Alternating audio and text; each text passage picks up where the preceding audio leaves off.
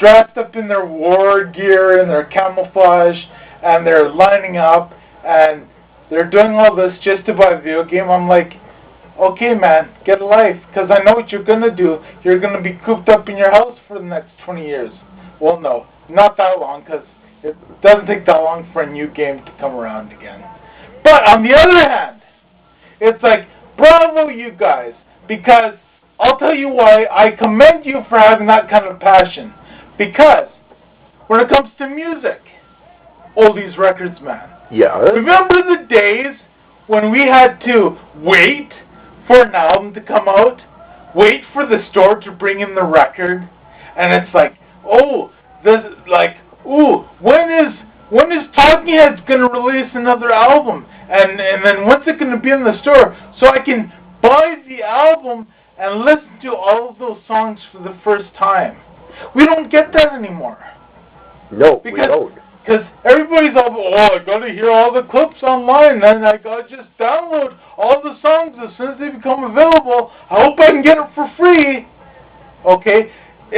There's something magical about having to wait for things sometimes. You know? Waiting, anticipating for that record to come in the mail. Or, like, in my case, because I get my records in the mail now.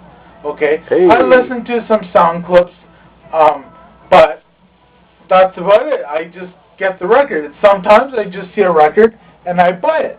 And I listen to it for the first time when I open it. Right? But we've lost that. Which is why all the time when you see people getting upset, sometimes it's only because they don't have exactly what they want at that precise time. They can't wait for it, and they have to have it, like right now. And it has to be that one. And I see it when I DJ. Okay, when people think that I'm just a jukebox, and it's like, oh, well, I want this song right away. And I'm like, hey, hold on. You know, I'm playing this kind of music right now. I have a couple other requests, then I'll play yours. No! They have to have right then and there. I'm not saying everybody, but there's more of that mentality going around. Why? Because we're spoiled with the on-demand stuff. Everything's on demand. You want it right now? You got it right now. And I think that's gone a little too far. And I'm doing my part to try to fight it, but I'm going to lose in the end anyway. Okay, here's another one. You guys and your digital technology and stuff. Okay, now I hate to hear of this. For example, kids getting run over on the train tracks. Yeah, I've heard of that. Yeah, okay. But why are they getting run over on the train tracks? Because they're listening to their iPods so loudly. And they can't even hear that loud train whistle. Or the whistle. Whoa.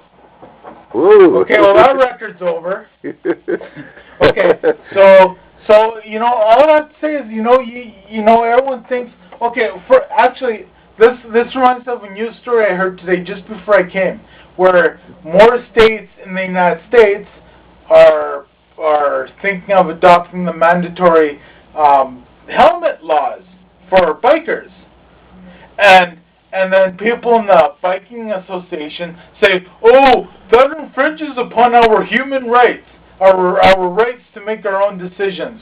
Well, you know, it's something that's actually good, because the stat was, I don't know if it were just in the United States or all over the world, but in any case, the stat was 12 people a day get killed from a motorcycle injury. Yeah. And in most cases, it's a head injury. Okay? And I know all about head injuries.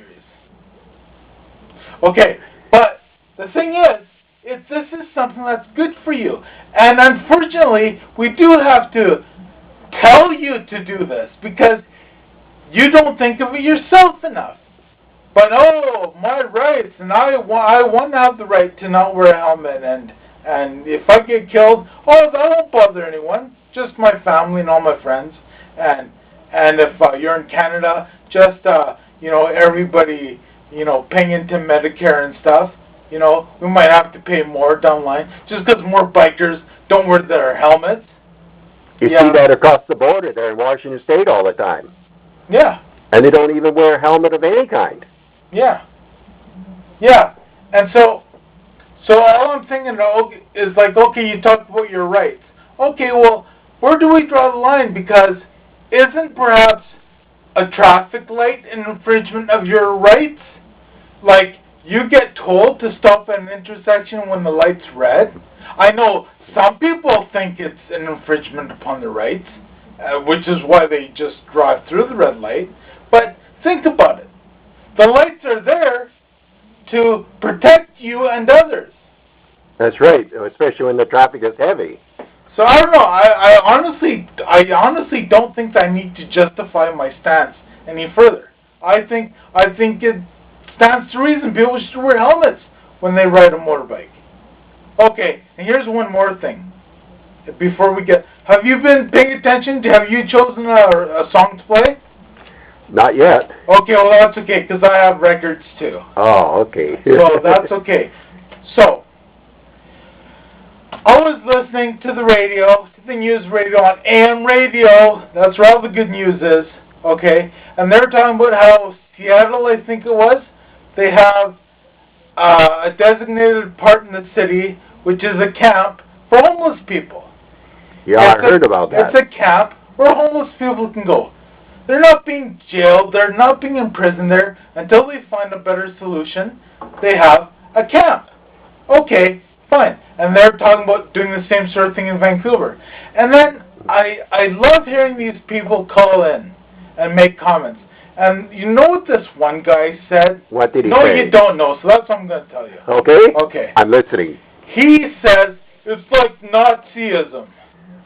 Okay, so I get the camp part, like Nazis had camps, but aside from that, I don't think that there's that much more in common between. That's really distracting me, because I just want to just look at that guy. All these records man is videotaping me. Do you realize we still say videotape, but we don't use tapes anymore?